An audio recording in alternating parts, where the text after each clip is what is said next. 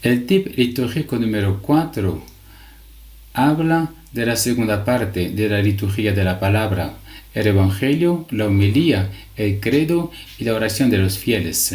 El Evangelio es la cumbre del diálogo entre Cristo y su Iglesia.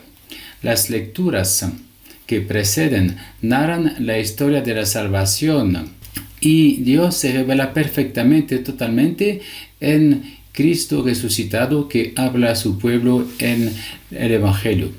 La proclamación del Evangelio, especialmente en los domingos y las solemnidades, es la manifestación de Cristo en su palabra en medio de su pueblo más solemne de la semana. Son las palabras más importantes que Dios puede decir a su pueblo en la semana. La actitud de Dios con su iglesia es la actitud del esposo con la esposa, con palabras de amistad, de amor, de cariño, para alimentar, consolar, fortalecer.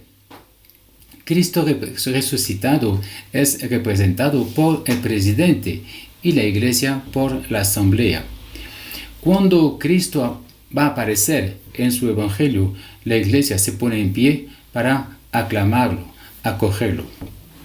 La aclamación es el canto de aleluya, que no se puede omitir. Contiene la palabra Hallel en hebraico, alabar, y Yah como Yahvé. Alabar a Yahvé.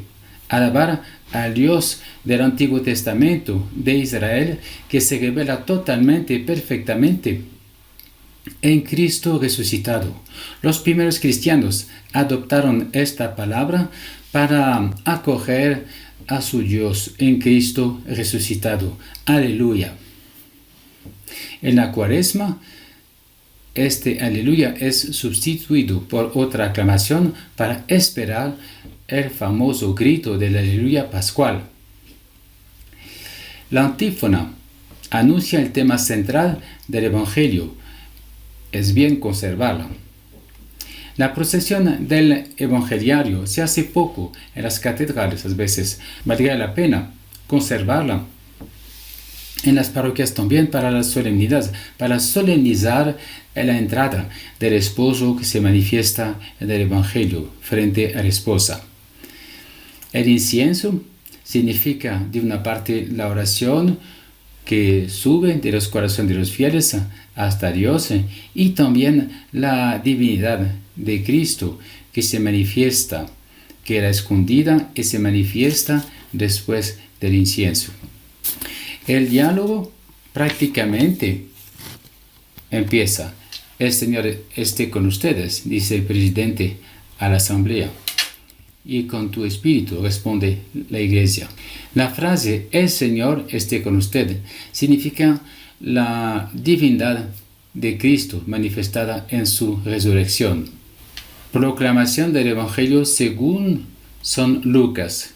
No es de San Lucas, porque hay un solo Evangelio, la persona de Cristo resucitado, que aparece según 4 testimonios de Mateos, Marcos y Lucas. Los gestos son importantes también. 3 cruces para purificar, iluminar, santificar nuestra inteligencia, las palabras que salen de nuestra boca y nuestro corazón. Al final de la proclamación del Evangelio se proclama Gloria a ti, Señor. Hay un diálogo suscitado por la liturgia para despertar nuestro corazón, abrir toda nuestra vida a esta proclamación. Gloria a ti, Señor. Se trata de una oración personal. Gloria a ti, mi Señor resucitado, mi Dios. El sacerdote besa el evangeliario como señal de respeto, de veneración, de amor a la palabra. Es un gesto que podemos hacer también en nuestra casa, con nuestra Biblia.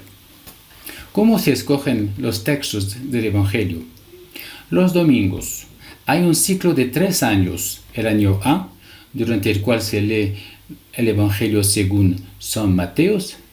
El año B, durante el cual se lee el Evangelio según San Marcos, y el año C, durante el cual se lee el Evangelio según San Lucas. El Evangelio según San Juan es el más teológico y espiritual, y se proclama todos los años durante los tiempos de Navidad, Cuaresma y Pascua. Durante la semana leemos los 4 evangelios cada año. En este sentido, es equivocado decir que los católicos fieles no conocen las Sagradas Escrituras. Es verdad que debemos motivar a la lectura en la Biblia. Después del Evangelio se explica la palabra por la homilía. La homilía es una explicación y actualización de la palabra proclamada en diálogo con la vida de los fieles y del mundo. Hay una diferencia entre la homilía y el sermón. El sermón no parte siempre de la palabra y puede explicar un punto de actualidad que viven los fieles o un punto de la doctrina que puede ayudar a la comunidad a crecer en su fe.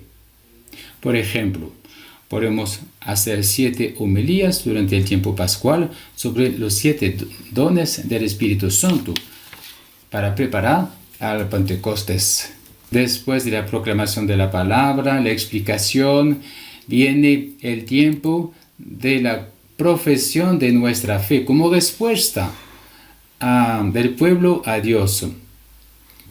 Esta profesión de fe es una oración. Importante considerar que la profesión de fe es una oración. Existe un vínculo inseparable entre la fe profesada y la fe celebrada. Celebramos aquello que creemos. Y a través de la celebración litúrgica, entramos en comunión con las verdades que profesamos y crecemos en la fe.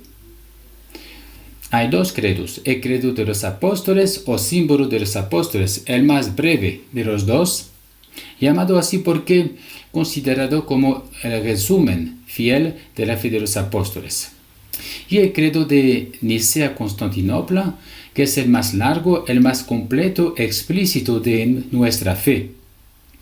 Es la fusión de los credos redactados en los 2 primeros concilios ecuménicos de Nicea en 325 y en Constantinopla en 381. Muy antiguos, muy completos sobre nuestra fe. Vale la pena rezarlo más en los domingos. Para terminar la liturgia de la palabra, llegamos a la oración de los fieles.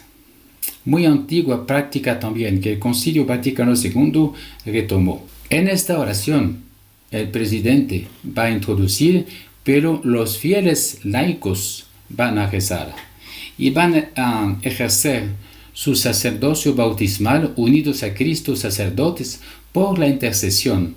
Quien intercede es sacerdote. Es significativo que esta oración de los fieles durante los primeros tiempos de la Iglesia eran reservados a los bautizados.